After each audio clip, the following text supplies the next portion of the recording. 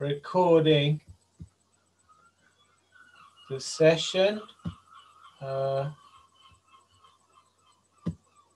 one else should show up. If you're worried about showing up, feel free to turn your video off. So welcome to tonight's workshop. Tonight's workshop is be more assertive and build better boundaries. So the agenda, we're going to look at what assertiveness is, what causes a lack of assertiveness, and discuss how it can affect you. Then we're going to be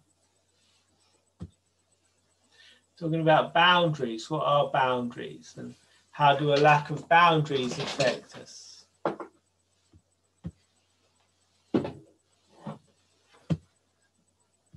Then we're going to be talking about me.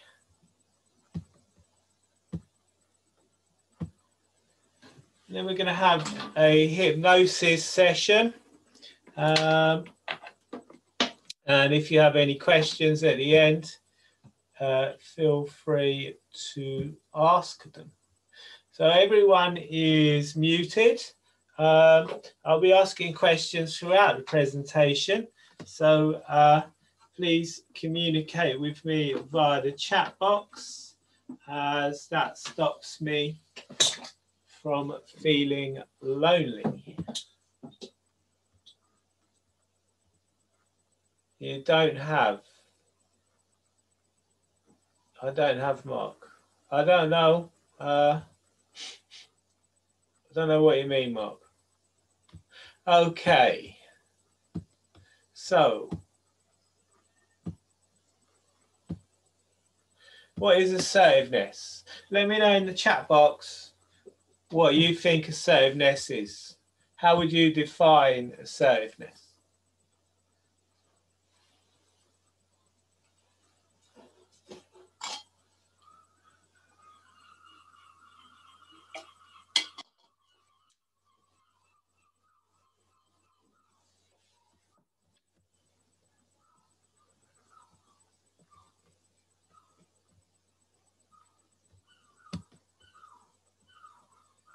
Being able to defend yourself when needed. Yep, to express your opinion without fear, to have more confidence, not apologize after making a decision, being assured in your decision making, the ability to set boundaries and speak your mind while being confident and polite. Standing up for your rights without trampling on others. These are great answers. Yep, feeling free to share your opinion. Excellent. Okay. So assertiveness is what we call a nominalization in NLP. To stop saying sorry, yep, it's what we call a nominalization in NLP. And a nominalization is something you can't put in a wheelbarrow. So whenever a person describes a process, a verb, as a thing, a noun, we have a nominalization. Nouns are fixed and definite. Verbs are actions and allow for change. So, one moment.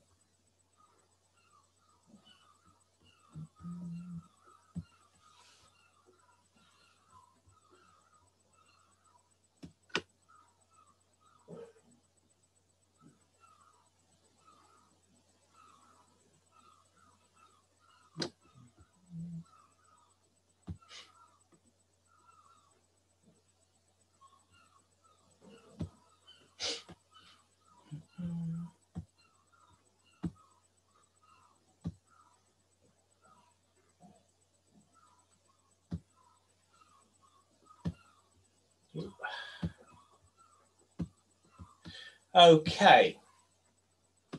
So, as a thought experiment, I'd like you to imagine a situation that you don't feel very assertive in right now. Think about how you are in that situation. Consider what your current thoughts and feelings and behaviors are in that situation. Just take a moment to do that, and maybe you'd like to share with me in the chat how that's occurring. What are your current behaviors in the situations that you feel you need to be more assertive?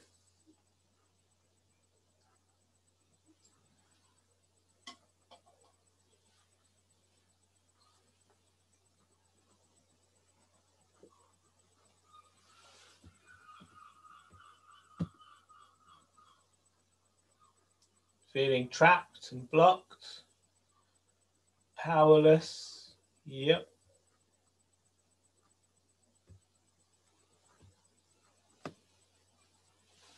Anyone else have any thoughts on that? Anything they'd like to share?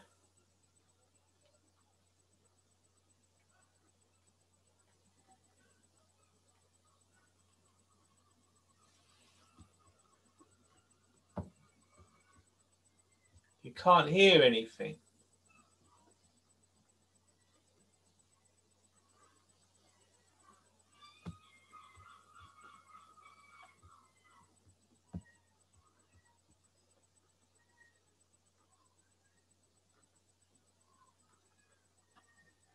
Yeah.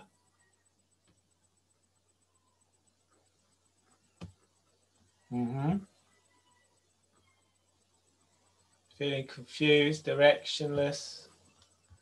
Yeah.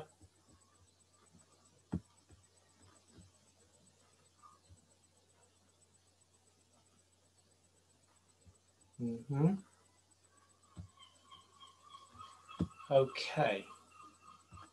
Now I'd like you to think about how you want to be in that situation.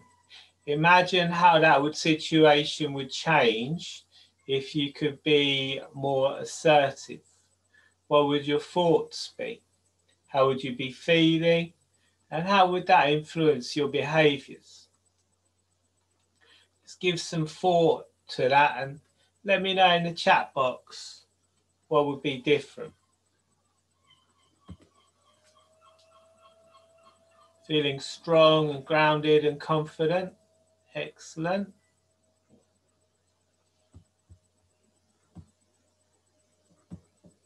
Like a leader.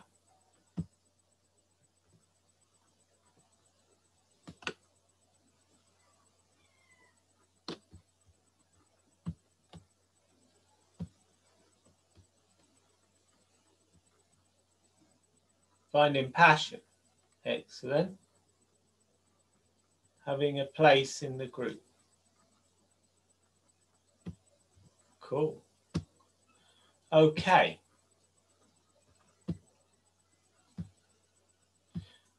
So,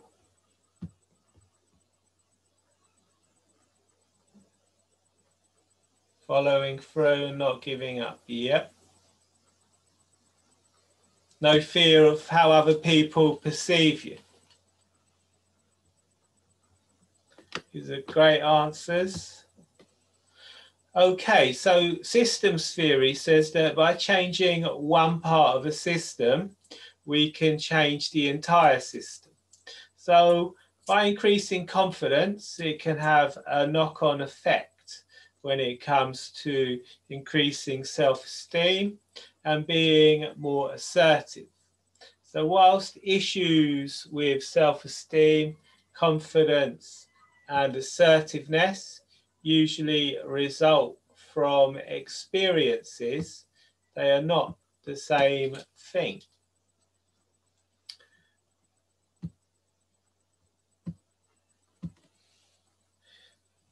So, are you a people pleaser? Let me know in the chat box if you'd consider yourself a people pleaser or codependent.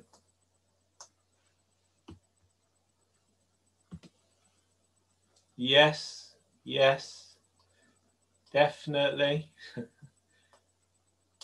Yes. Yep.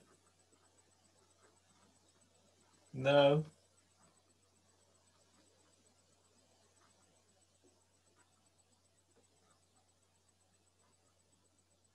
Yep.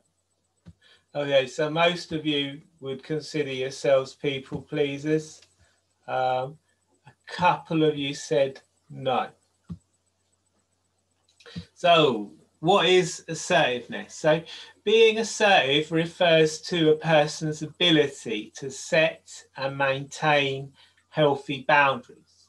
And doing this usually requires healthy self-esteem, self-worth, self-confidence, and an ability to communicate effectively. An assertive person is usually capable of setting and maintaining boundaries. I think you were, Lily, yes.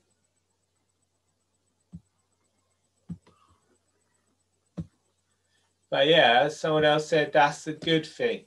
So assertiveness is about knowing when to say no without imposing yourself on others. You think you're avoiding conflict. So being assertive requires emotional intelligence, and assertive people are usually able to negotiate better, and they suffer from less anxiety. Codependents often look to the outside world to feel okay.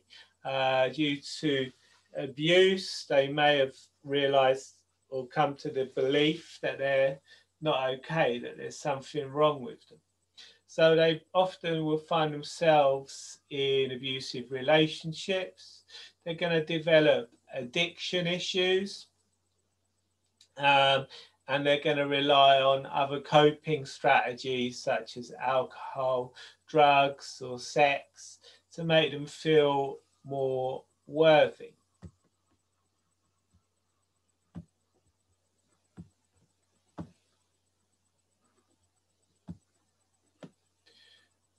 So the cause of codependency and people pleasing, we're all born with the equal access to the 4 different trauma types. They are the fight, flight, freeze, and fawn response. If we grow up with dysfunction or we're exposed to ongoing abuse or trauma, we can avoid making ourselves vulnerable so we don't risk being attacked. So someone who is of the fight type, who overdevelops the fight type, may become narcissistic, going to have anger issues. Someone who overdevelops the flight type is going to be avoidant. They're going to maybe be workaholics, maybe develop addiction issues. The freeze type, they're going to freeze, maybe have issues with dissociation. And then we come to the fawn type. People who overdevelop the fawn response are generally codependents. So if you're in a situation with ongoing abuse, you can't fight because you're too small, probably reliant on your parents or whoever's abusing you. You can't run away because you're reliant. Freezing isn't going to do you any good, just going to get you more abused. So you fawn and you put other people's needs before your own. So fawn types have trouble forming and maintaining boundaries. And the fawn type most likely has at least one narcissistic parent, and they may have suffered some kind of enmeshment trauma. Just the thought of saying no may trigger an emotional flashback for the fawn responder. So let me know in the chat box if any of that resonates with you.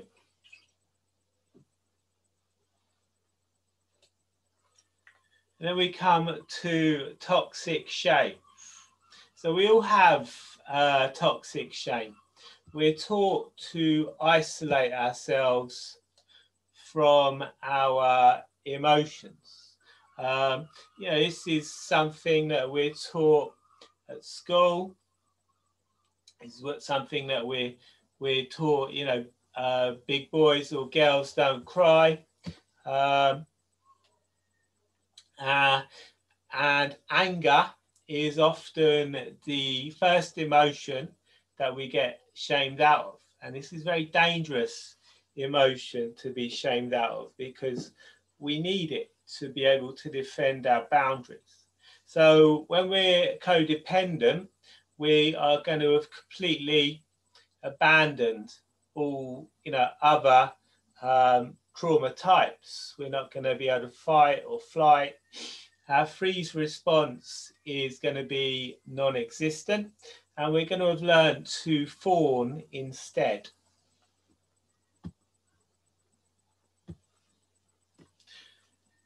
So self-confidence. If we repeatedly experience issues,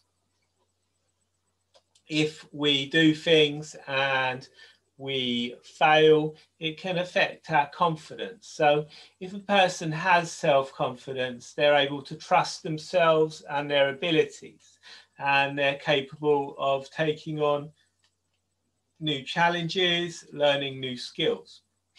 And confidence usually comes from doing things successfully, from experience. So the more we do something, the more confident we become in our ability to do that thing.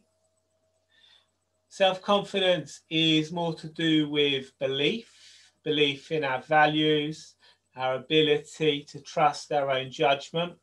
And someone with healthy levels of self-confidence is going to have faith in themselves, and they're going to procrastinate less. They're going to have firmer decision-making abilities, and when they decide to do something, they're going to be able to stick to it. So someone with low confidence may look to possessions, and in some cases, they may even treat other people as possessions and use these things to try and increase their own confidence. So Pete Walker, in the book CPTSD, From Surviving to Thriving, says that codependency is a fear-based inability to express needs, rights, and boundaries in a relationship. So boundaries. So again, if we grow up with dysfunction, we're going to have issues forming boundaries. We're either going to be too rigid with our boundaries, or we're going to be too porous. So someone with rigid boundaries is going to distrust other people. They're going to be scared. They're going to be scared of intimacy. They won't ask for help. They're going to avoid relationships. They're going to avoid anything that could get them rejected. And someone with porous boundaries is going to overshare information. They're going to struggle to say no. They're going to be easily influenced, and they're going to feel responsible for how other people feel. And how other people feel isn't your responsibility. You can't make anyone feel anything. Feelings come from within, and it's about how you perceive those feelings that is the issue. So someone with porous boundaries is going to fear rejection, and they're going to be more open to abuse. Then we have healthy boundaries. Someone with healthy boundaries is going to value their own opinion. They're going to be able to say no. They're going to be able to communicate effectively. They won't force help on other people, and they're going to be able to avoid toxic people. Yes, I am recording it. Yes. So let me know if you have any questions.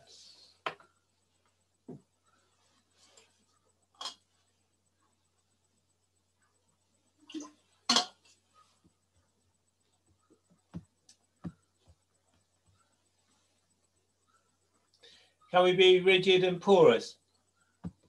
Yeah, someone with issues with boundaries is going to have, you know, they're likely to have a mixture of the both. I know myself have certainly had trust issues in the past, certainly distanced myself from other people, whilst also being someone who overshares, can't ask for help, and is, you know, struggling to say no.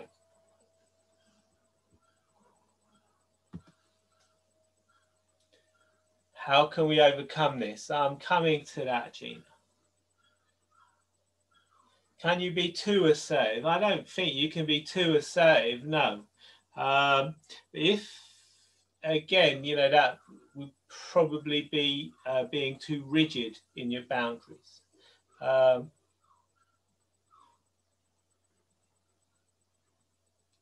Being porous, but you actively try to avoid it. What can we do to, I'm coming to it. Okay.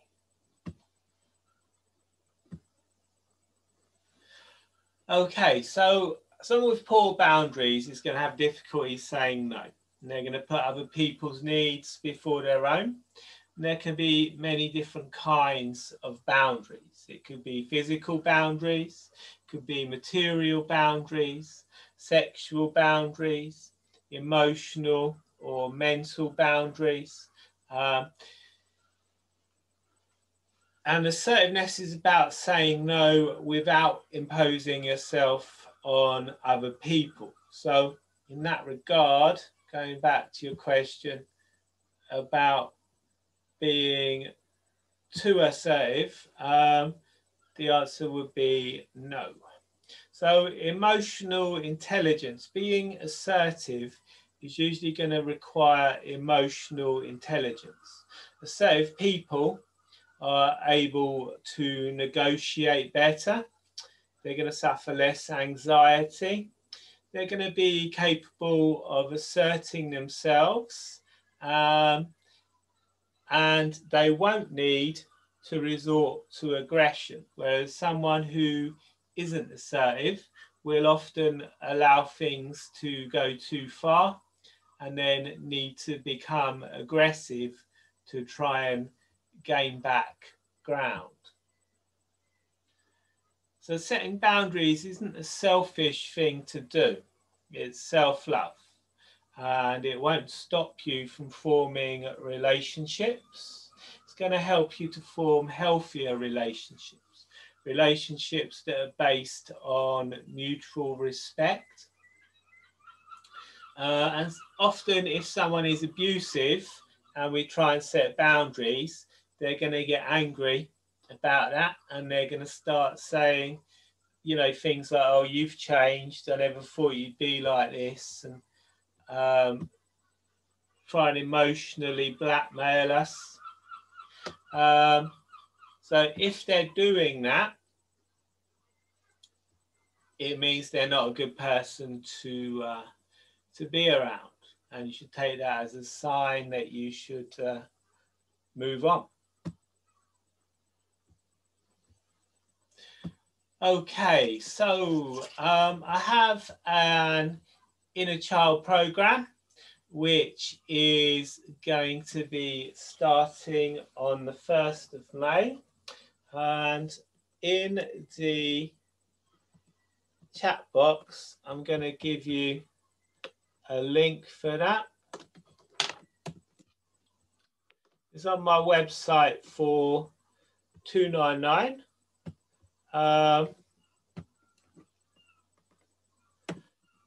But if you sign up for it from this workshop, you can get it for half price. You can get it for $149. Could I share again the first slide before I stop screen sharing? Yep. Let me know which slide you want to see.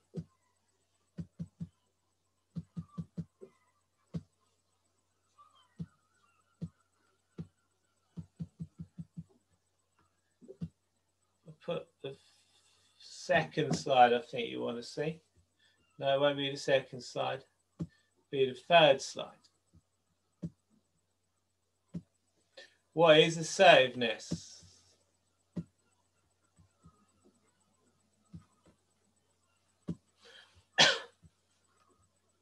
Next one.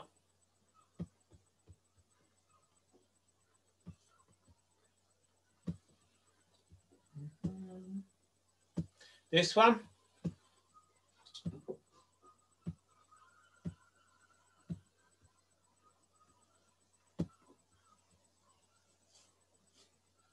Yep, there you go. Will I be posting? Yeah, I will. I'll be putting the video in my Facebook group.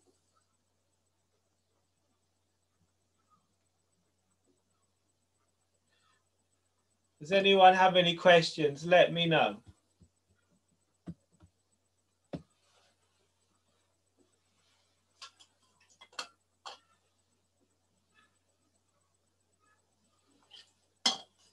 Okay.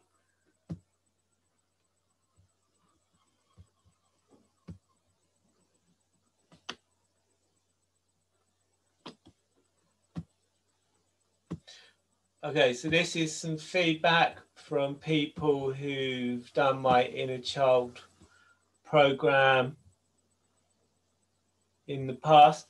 Yeah, the freeze response, we all have access to the 4Fs. And you know, someone with healthy boundaries is going to have equal access to all different trauma types. If the freeze response is something that we all go into as soon as we experience, you know, any kind of danger, or we're in under any kind of threat, because it gives us time to weigh up the situation and to decide what we're going to do, and then we'll move into the other trauma types. So does that answer your question? Let me know. Are there some people that it's impossible to communicate with assertively? No, no. If someone's really unreasonable and being a dick, then that's someone that you want to avoid. That's probably, you know, probably a narcissist or something. Yep. What techniques can you use to improve boundaries? We're going to come to it. Okay, so if you click on the link I put in the chat, you will find more info about the program.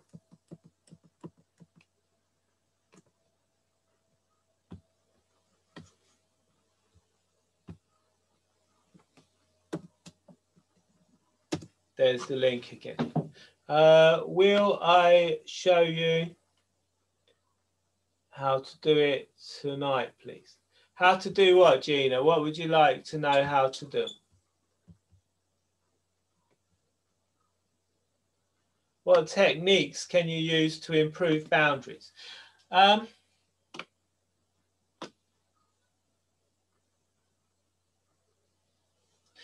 fawn types, people who are fawn types, they can become aggressive because they can feel the need to push their opinions and their help on other people.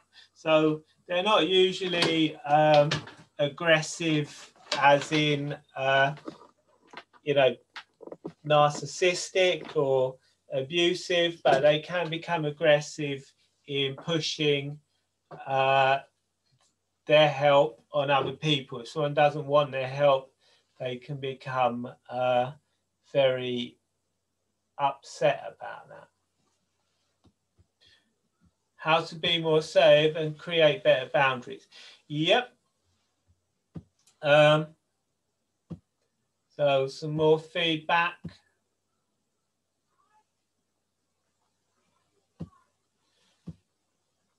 So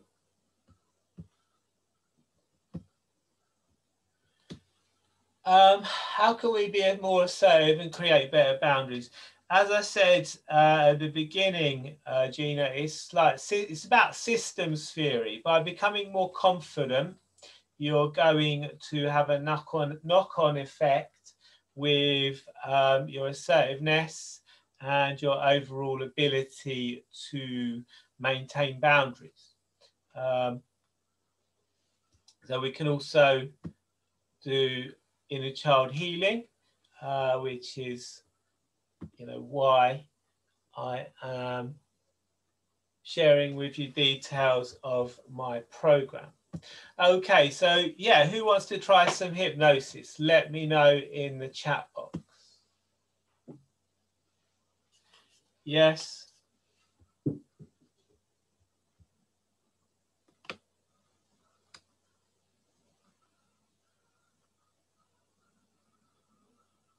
Okay, so the inner child course is that one, and on that one we are going to cover boundaries. We're going to cover everything. Okay. So who's experienced hypnosis before? Let me know in the chat box if you've experienced hypnosis before.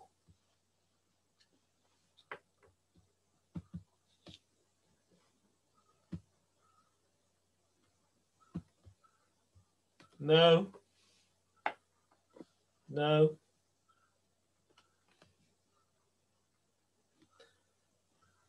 Many of you have, but a few of you haven't.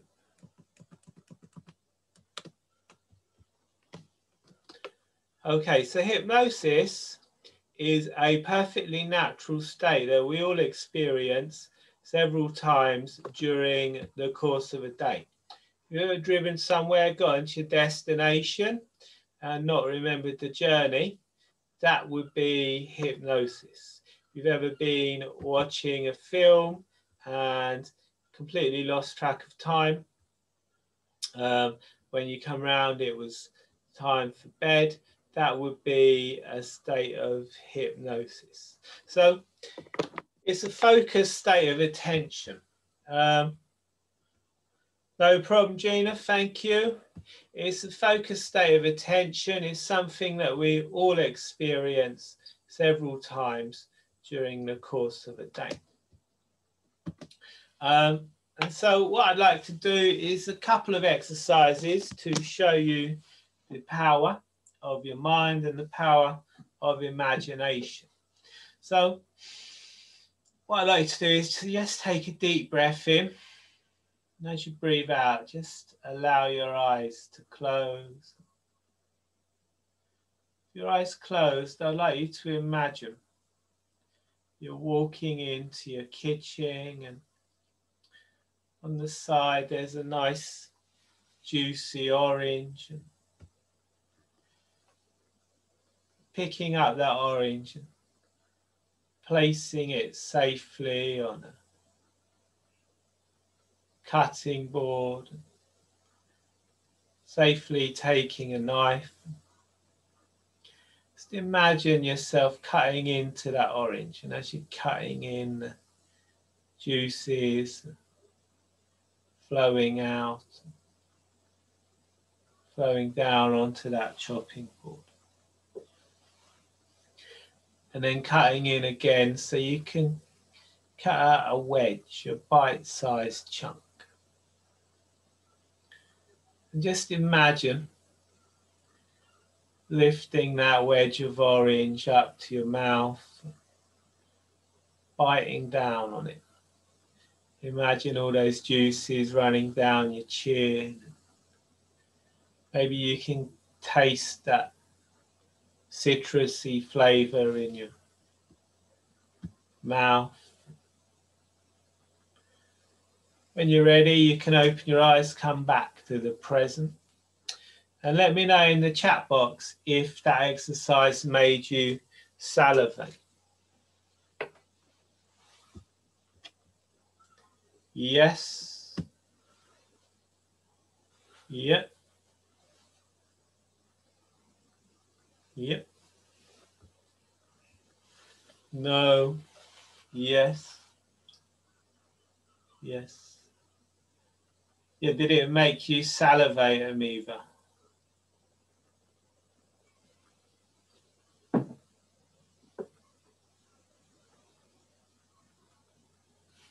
Okay.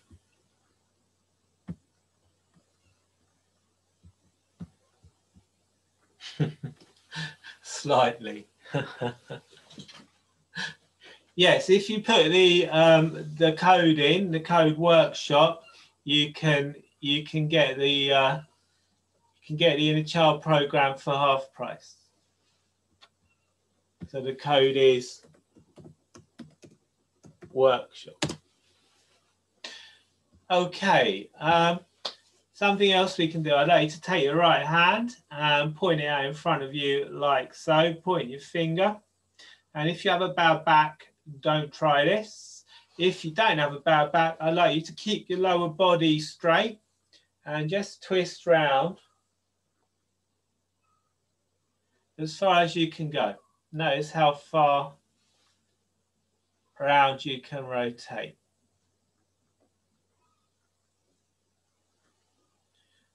Whilst keeping your lower body straight. And then take a deep breath in. Close your eyes. And with your eyes closed, just imagine yourself twisting round even further. Maybe you can imagine yourself going all the way around, doing a complete 360. It's only in your mind. Just imagine that now.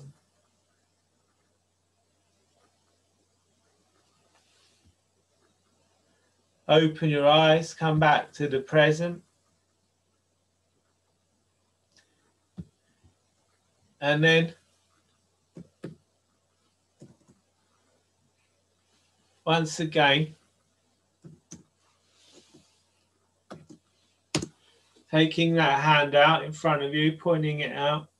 And this time, again, without turning your lower body, just notice how much further round you can twist.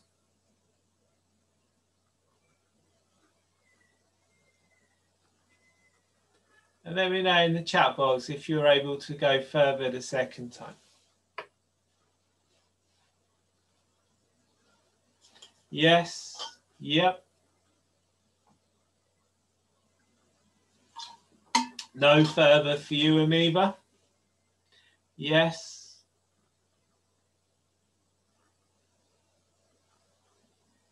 Yep. You went less than the first time. That's interesting. Yep.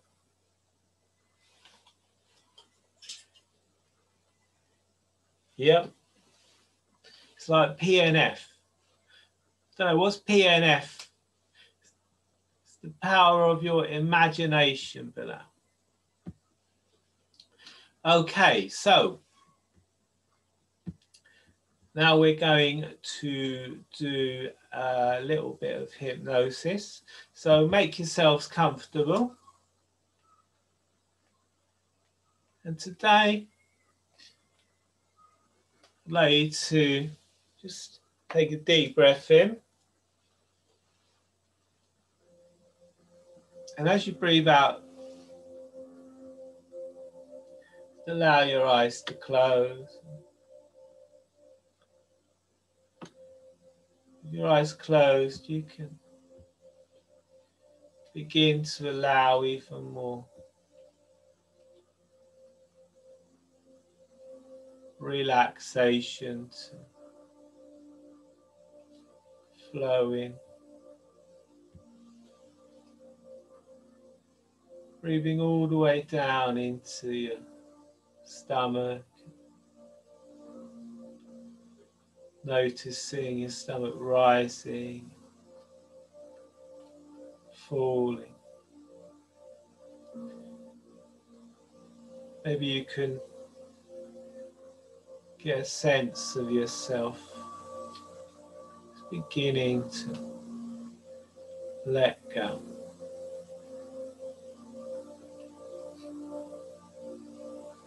If any thoughts should come into your mind, you can just imagine placing them in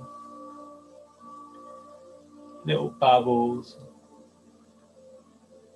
allowing them to float away.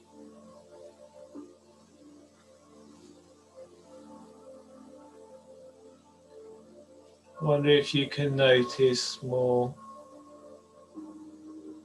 relaxation with in-breath, out-breath.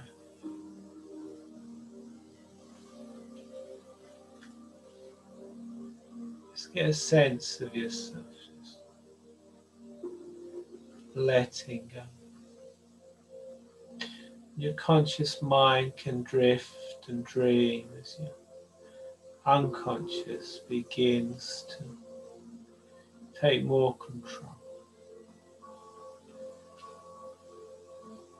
And your unconscious knows just how much to hold on, how much to let go. As a child, you were able to pull yourself out, to release, let go when you wanted to lie back down. You're able to crawl, to push yourself up, furniture. Let go and take those first steps. So your unconscious really does know just how much to hold on, how much to let go. Now in a moment, I'd like you to imagine yourself in an elevator, standing safely and securely in the elevator. There's 3 buttons. The first button, when you press that, you're going to increase your relaxation. I wonder if you can allow yourself to double that relaxation. And then the second button is going to increase that relaxation even more. Maybe doubling it once again. When you press the final button, it's going to take you all the way down into the very basement of relaxation. Maybe taking you to the most relaxed you've ever been. I wonder if you can remember the most relaxed you've ever been. So just pushing that first button now, allowing that relaxation to increase, become stronger and stronger. Maybe you can feel it flowing all the way down your body from the top of your head to the very tips of your toes. And then pressing the second button, going deeper and deeper. It could be almost as though there's a tiny voice in the back of your head telling you to just relax, relax, relax. And then pressing the final button, going all the way into the very basement of relaxation. Place in which positive change can occur.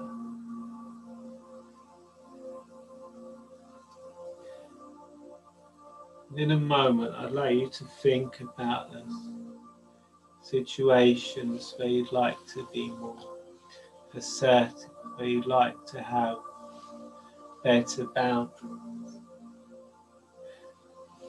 I'd like you to imagine yourself in one of those situations now. Maybe either sitting, standing. Just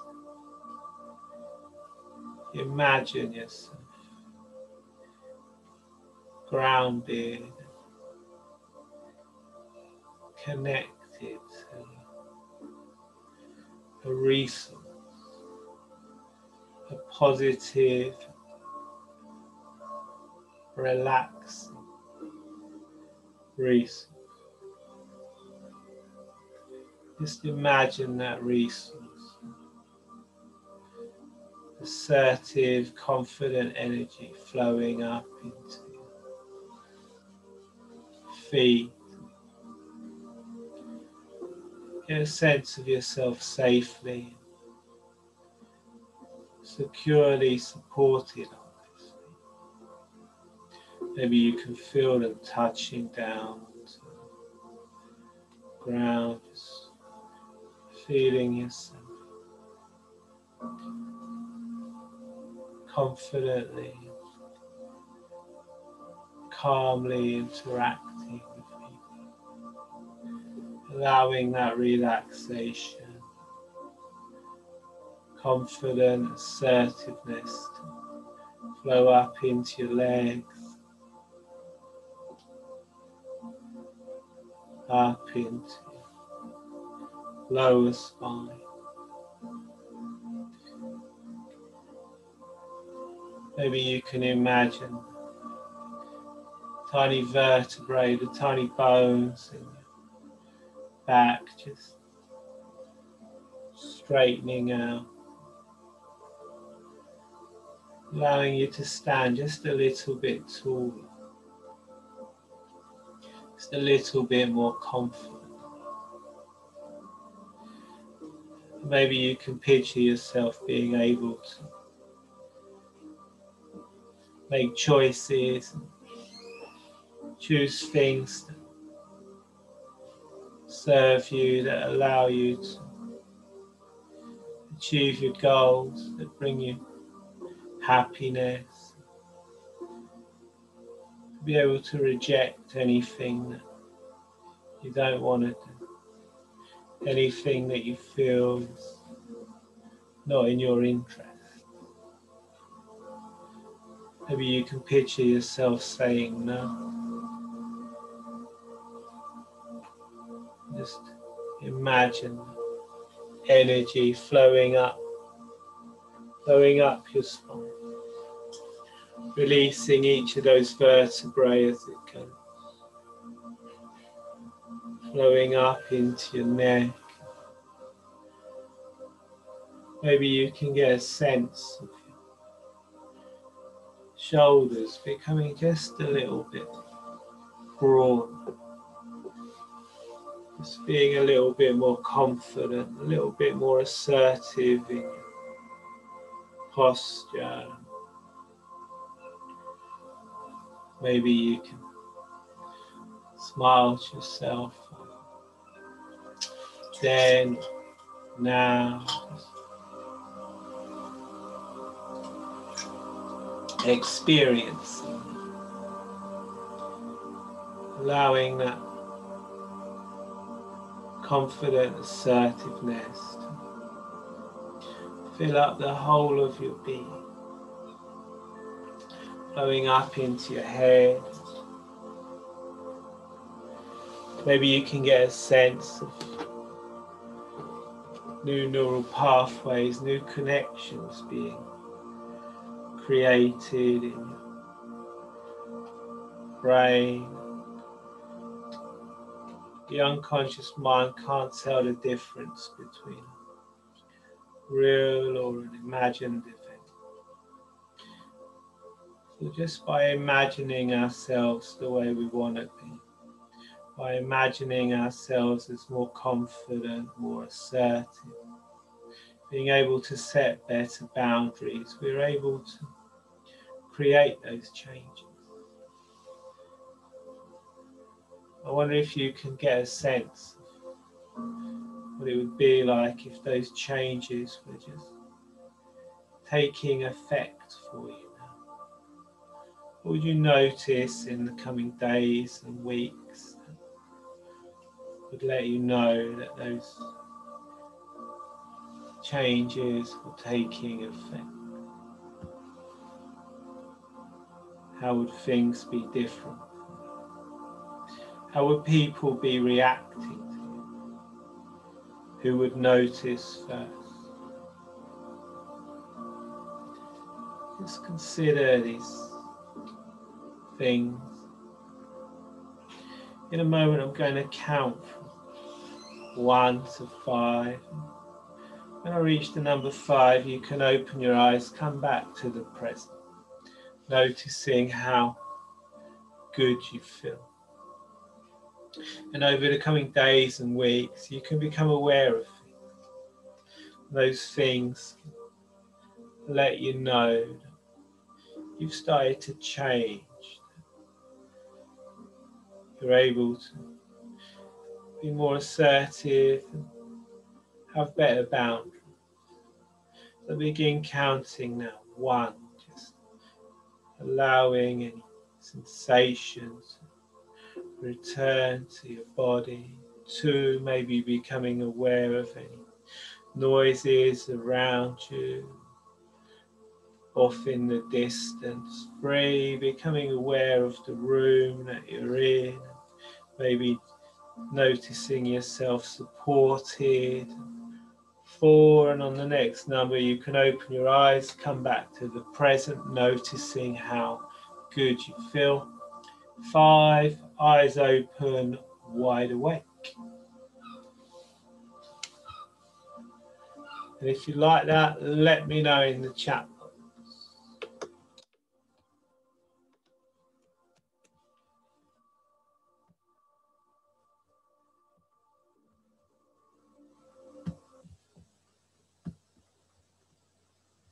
Great, thank you, Nadia.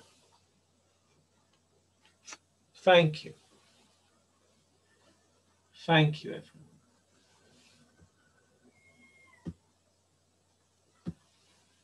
Excellent. Okay, so does anyone have any? Excellent. So does anyone have any questions, anything they'd like to know? Let me know in the chat.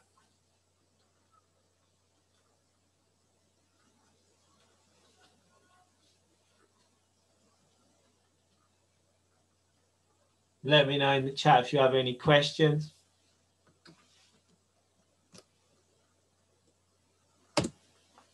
Okay, so I offer everyone who comes to my workshops a free coaching session, completely no obligation. You can book that via the first link there. And there's the link to my 8-week inner child program again. As I said, you can get 50% off of the 8-week program. Usual price is $299, but if you use the coupon code workshop, you can get it for $149. So over half price with the link there and the coupon code. Thank you. Yep, lower caps. Yes, lower caps, as I've put it in the chat, just workshop. Does anyone have any questions? Anything they'd like to know? Any questions about hypnosis or confidence, assertiveness, inner child healing? Anything at all, let me know.